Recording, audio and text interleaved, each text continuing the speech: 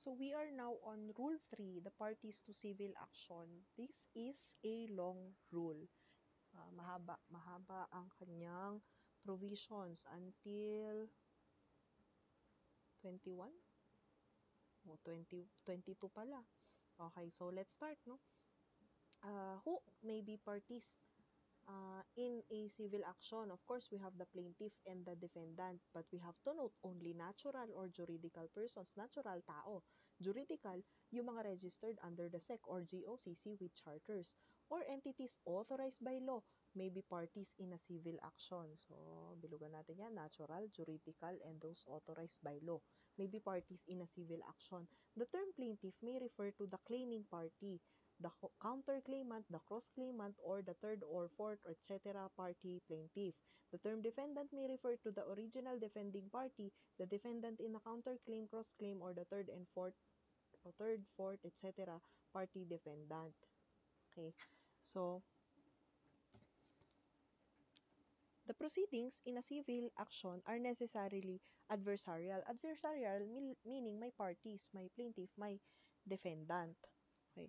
On one side is the plaintiff, on the other hand is the defendant. The plaintiff is one who has interest. So, pag sinabi natin plaintiff, may interest siya sa,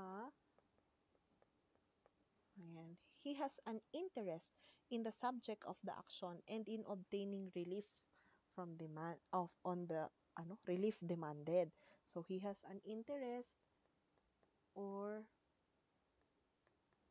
relief sought. Okay.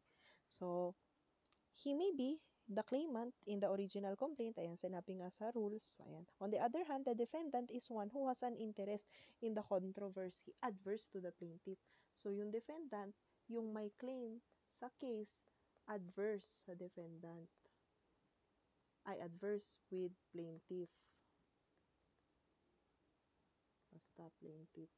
Maintindihan nyo yan. Okay. Yan. So, eto question. May a sole proprietorship be a party in civil action? Ano ba ang sole proprietorship? May legal personality ba yan? Juridical person ba yan? Wala. Okay, so dahil wala siyang juridical personality, it has no legal capacity to sue. So a sole proprietorship cannot be, because it is neither a natural person nor a juridical person, nor also an authorized entity by law, it cannot bring suit or defend suit in court. So, anong remedy ng sole proprietor? Siyempre, meron din yung mga legal implications. Pwede pa rin naman siyang mag-file ng suit. Pero, the remedy is to seek the dismissal of the complaint. Ano yan? Mali.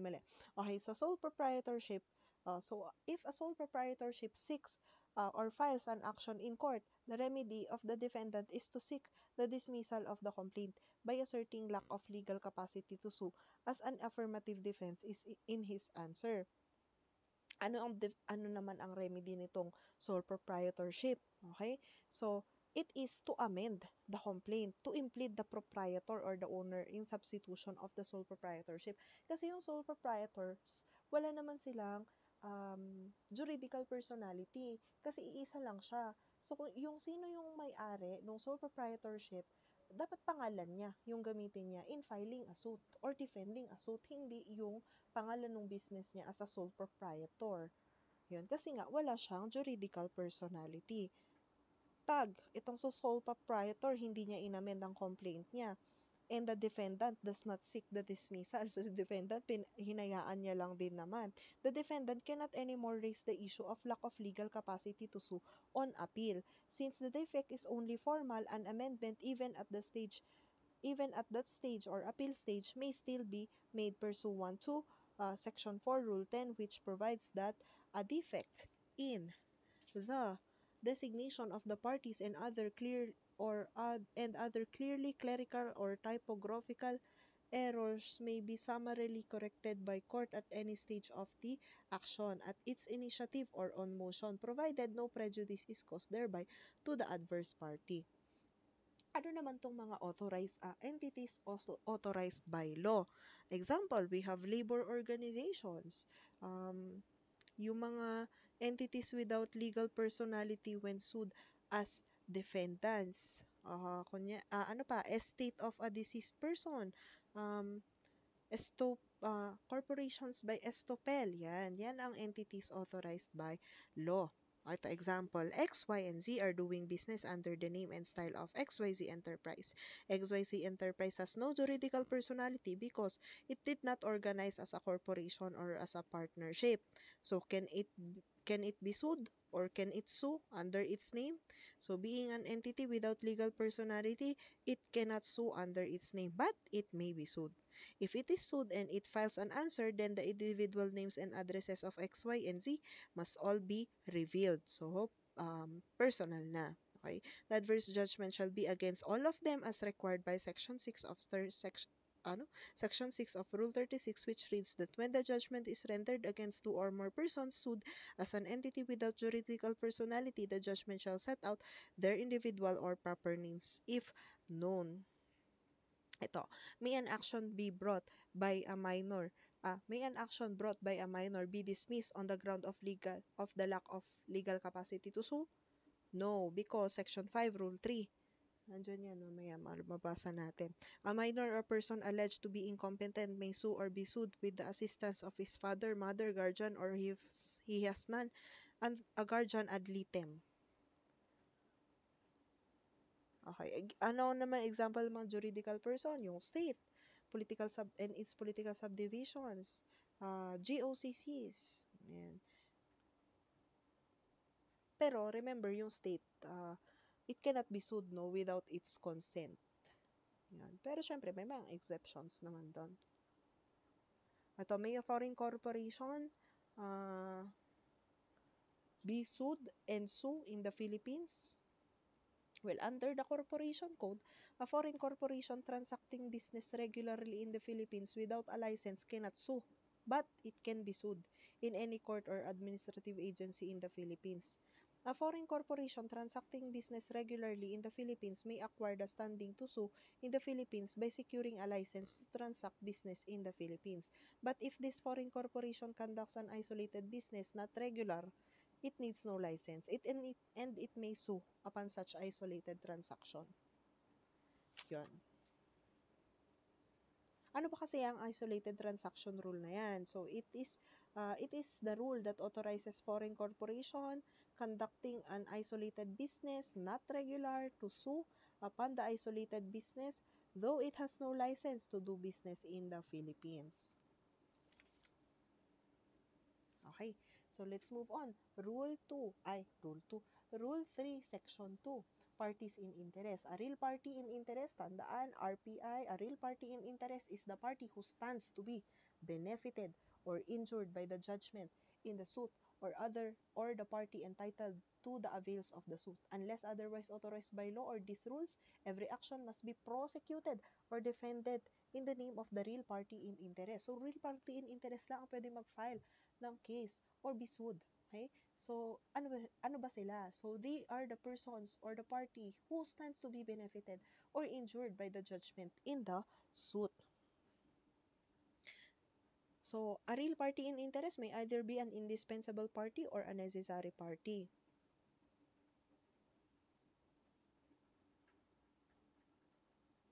But remember, the concept of real party in interest is not the same as legal standing or locus standi or the standing to sue. The legal standing the legal standing may allow private parties to institute actions challenging the validity of governmental action for violation of private rights or constitutional principles. Courts apply the doctrine of legal standing by determining whether the party has the direct and personal interest in the controversy and whether such party has sustained or is in imminent danger of sustaining an injury as a result of the act complained of, a standard which is distinct from the concept of real party in interest. A real party in interest is not also the same as the capacity to sue because a capacity to sue deals with a situation where a person who may have cause of action is disqualified from bringing a suit under applicable law or is incompetent to bring a suit or is under some legal disability that would prevent him from maintaining an action unless represented by a guardian or a guardian ad litem. Capacity to sue is a right personal to its holder. It is conferred by the law and not by the parties. The lack of legal capacity to sue means that the plaintiff is not in the exercise of his civil rights or does not have the necessary qualification to appear in the case or does not have the character or representation he claims. It refers to the plaintiff's general disability to sue, such as on account of minority, insanity, incompetence, lack of juridical personality, and other disqualifications of a party. Okay, suppose that the suit is brought not in the name of the real party in interest. May it be dismissed? Of course, yes, it can be dismissed on the ground that the complaint states no cause of action. Kasi, kailangan may cause of action ka, di ba? To file a suit. Eh, kung hindi naman ikaw ang real party in interest, di wala kang cause of action to file a suit. Okay?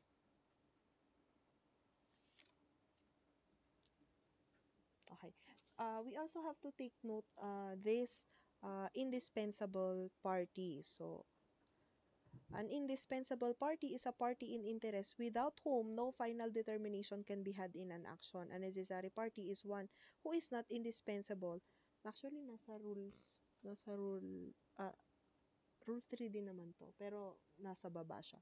Pero okay, anyways, unahan na natin. A necessary party is one who is not indispensable but who ought to be joined as a party if complete relief is to be accorded as to those already parties and for a complete determination or settlement of claims subject of the action.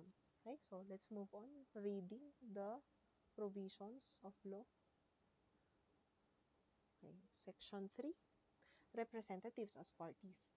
Representatives as parties where the action is allowed to be prosecuted or defended by a representative or someone acting in fiduciary capacity, the beneficiary shall be included in the title of the case and shall be deemed to be the real party in interest. A representative may be a trustee of an express trust, a guardian, an executor or administrator, or a party authorized by law or these rules. An agent acting in his own name for the benefit of the undisclosed principal may sue or be sued without joining the principal, except when the contract involves things belonging to the principal. Section 4, spouses as parties.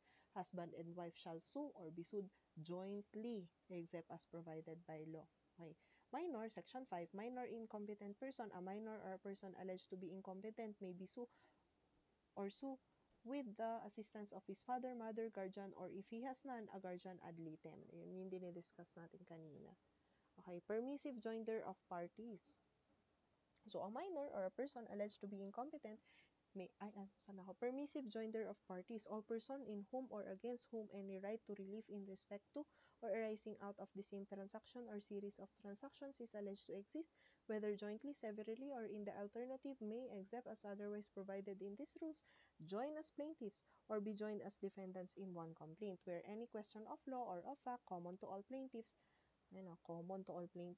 or all of such defendants may arise in the action, but the court may make such orders as may be just to prevent any plaintiff or defendant from being embarrassed or put to expense in connection with any proceeding in which he may have no interest. Okay. Compulsory joinder of indispensable parties.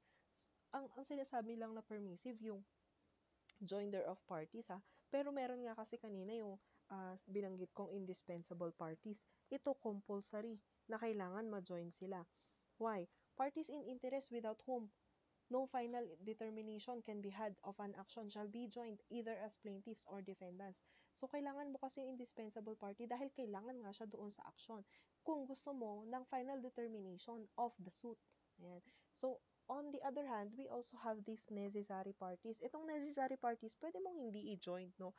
Pero pwede mo siyang i-join naman in a suit when you oath to joined as a party if complete relief is to be accorded as to those already parties or for a complete determination of or settlement of the claim subject to the action. So, hindi naman sila indispensable parties, but if you want that the suit or if you want the complete relief from the suit or the complete determination or settlement of the claim of the suit is to be had, di kailangan mo silang isama, necessary party.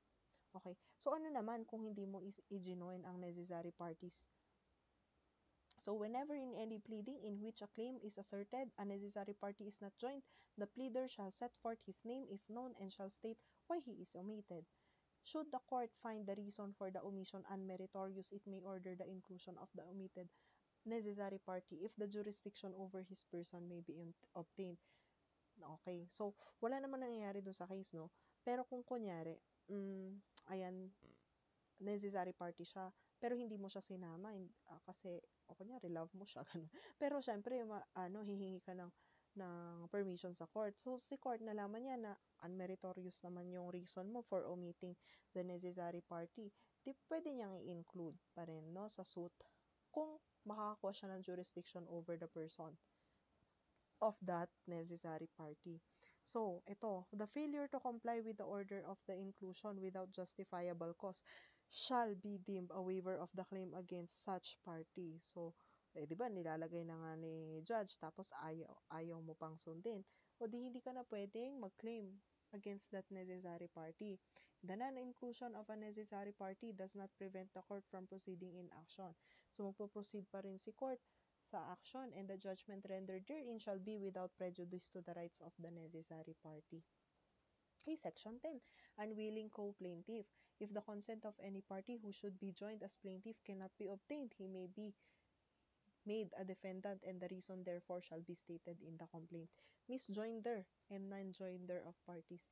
Neither misjoinder nor non-joinder of parties is a ground for dismissal. Diba? Diniscuss na natin yun sa Rule 2. Okay. Parties may be dropped or added by order of court on motion of any party or its own initiative at any stage of the action and on such terms as are just. Any claim against the misjoined party may be severed and proceeded with separately. So, kung na-misjoin mo naman, di naman talaga kasali, isi-sever lang yan or ipoproceed it separately. And ipoproceed it separately. Okay, this is important, no? Class suit.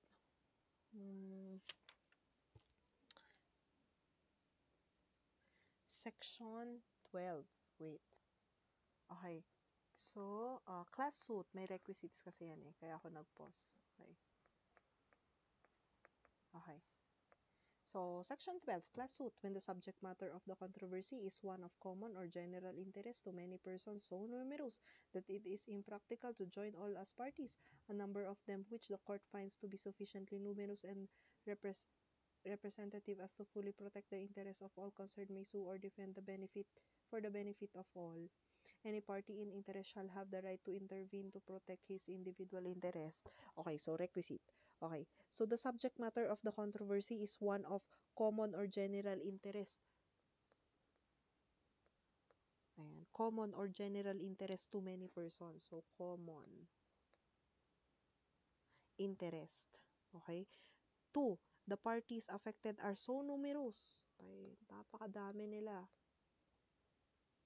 So numerous that it is impracticable to join them all as parties. And the parties bringing or defending the class suit are found by the court to be sufficiently numerous and representative as to fully protect the interests of all concerned. So, yung mga nakalagay na doon, it can fully protect the interest of all nitong numerous na parties. Okay, so a class suit may be brought by the plaintiffs as a class or may be filed against the defendants as a class. Merong case that the Supreme Court held that an action to secure the dissolution of a voluntary association and to compel the defendants to account for and surrender the money and property of the association for liquidation purposes was a class suit. There is an opinion that a derivative suit brought by stockholders in the name of their corporation to redress a wrong committed against it for which the directors refused to sue is similar to a class suit. So, derivative suit by the stockholders in the name of the corporation is a class suit. Ano pa?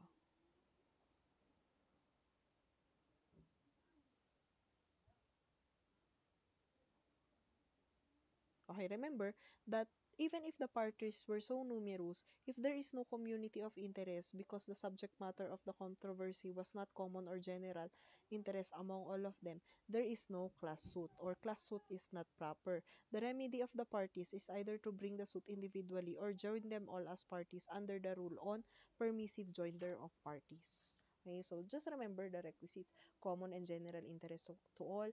There are so numerous parties that it is impracticable to join them all as parties, and those that are parties bringing or defending the class suit are found by court to be sufficiently numerous and representative as to fully protect the interests of all concerned. Okay, let's move on. Alternative defendant section 13, where the plaintiff is uncertain against who of several persons he is entitled to relief, he may join all of them as defendants in the alternative, although the right to relief against one may be inconsistent with the right of relief against the other.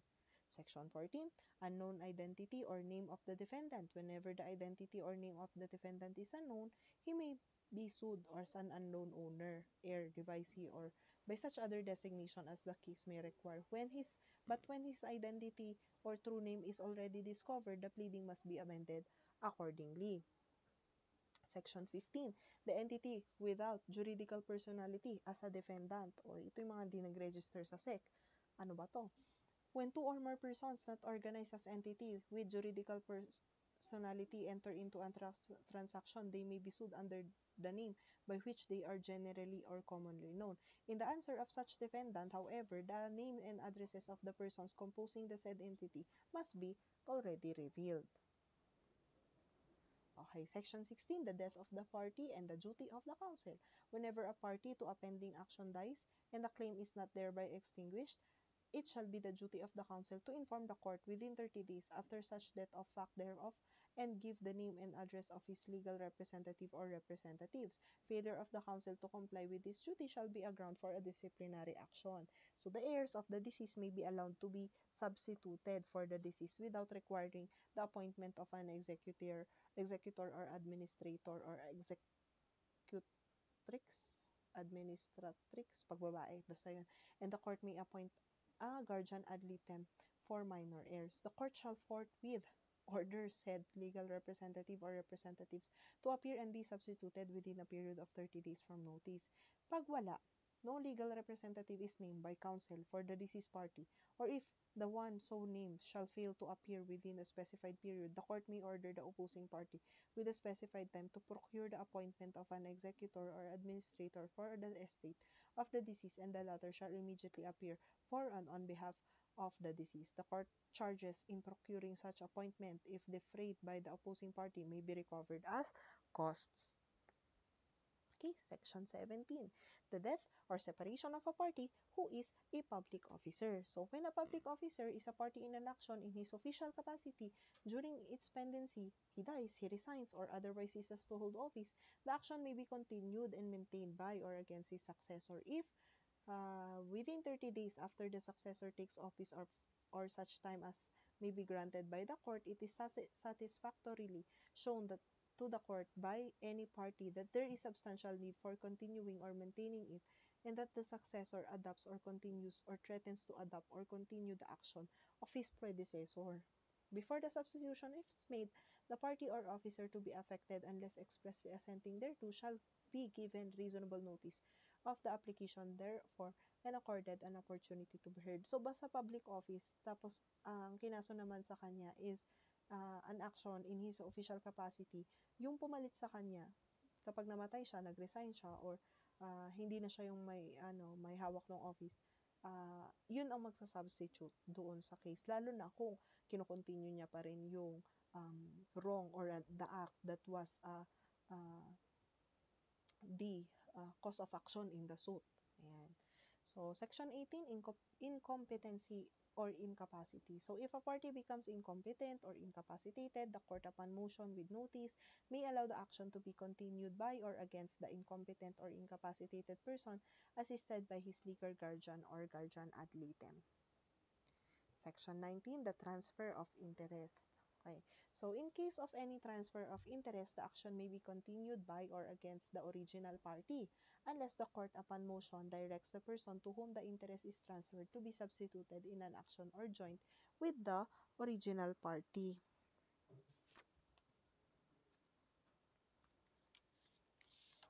Saan ba yun?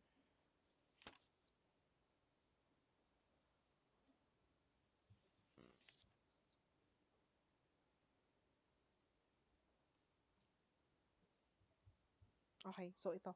When does the transfer of interest pendente lite occur? Kailan ba kasi nangyayari yung section 19? Yan. Transfer of interest pendente lite occurs when, during the pendency of the action in court, one of the parties, whether the plaintiff or the defendant, transfers his interest over the subject matter of the action to another person. The person to whom the interest is transferred, either by sale or by any other means of conveyance, is called the transferee pendente lite. So what is the rule? The rule is that the action may be continued by or against the original party. So pwedeng pa rin yung original na may-ari ang nakapangalan sa suit. Or the court may, however, on motion, direct the transferee to be substituted in the action or joined with the original party. The substitution is not mandatory but only permissive. Tatandaan, hindi ito mandatory kung na-transfer man, hindi ito mandatory, yung original pa rin na may-ari ang nakapangalan sa suit, but is only permissive. The transferee pendente lite is just considered as a necessary party. The judgment for or against the original party will benefit or bind the transferee. So, kahit naman na hindi na-join yung transferee pendente lite, or hindi siya na-substitute as the party in the case, the judgment on the case will still be binding upon him. Thus, the action may be continued by or against the original party even without the substitution or without the transferee being joined. So, because even if he is not substituted in the action or is not joined as a party, he stands exactly in the shoes of the transferor and is bound by any judgment or decree that may be rendered for or against the transferor. Okay? So, Section 20, an action on contractual money claims when the action is for recovery of money arising from a contract, express or implied, and the defendant dies before entry of final judgment in the court in which the action was pending at the time of such death, it shall be dismissed but shall instead be allowed to continue until entry of final judgment. It shall not be dismissed but shall instead be allowed to Note, it shall not be dismissed but shall instead be allowed to continue until entry of final judgment. A favorable judgment obtained by the plaintiff therein shall be enforced in a manner specially provided in these rules for prosecuting claims against the estate of the deceased person.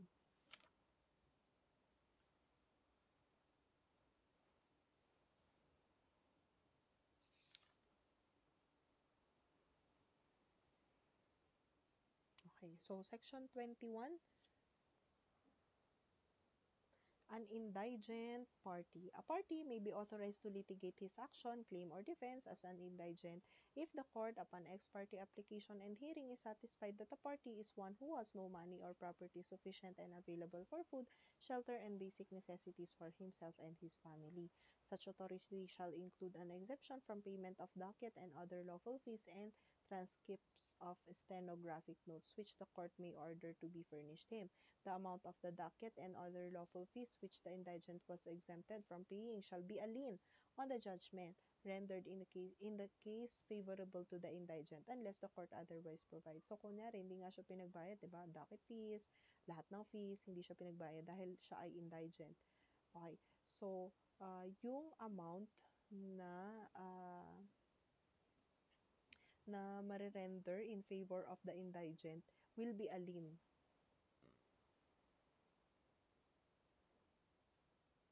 Yun. So, doon ibabawas.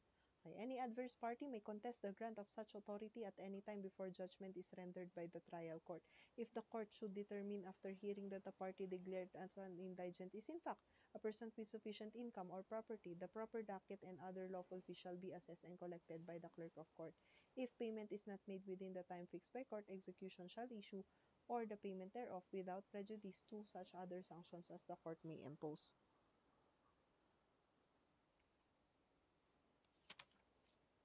Okay, so may a motion to litigate an indigent litigant or as a pauper litigant be entertained by the appellate court. Yes, according to a case decided by the Supreme Court, it held that a motion to litigate as an indigent can be made even before the appellate courts, either for the prosecution of appeals in petitions for review or in special civil action. So kung nung trial pa lang, may pera ka pa naman. After nun, nawala ka na ng pera. pwede pa rin. Pwede ka pa rin mag-apply as a pauper litigant or an indigent litigant in the appellate courts.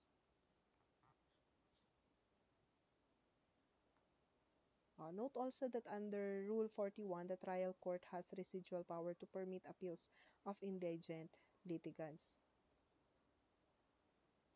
Okay, Section 22, Notice to the Solicitor General. Okay, in any action involving the validity of a treaty, a law, an ordinance, an EO, a presidential decree, rules and regulations, the court in its discretion may require the appearance of the solgent, who may be heard in person or through a representative duly designated by him. So, kailangan require ang appearance ng solgent in any action involving the validity of a treaty, law, ordinance, executive order, presidential decree, rules, or regulations. Yun. So that ends section 3.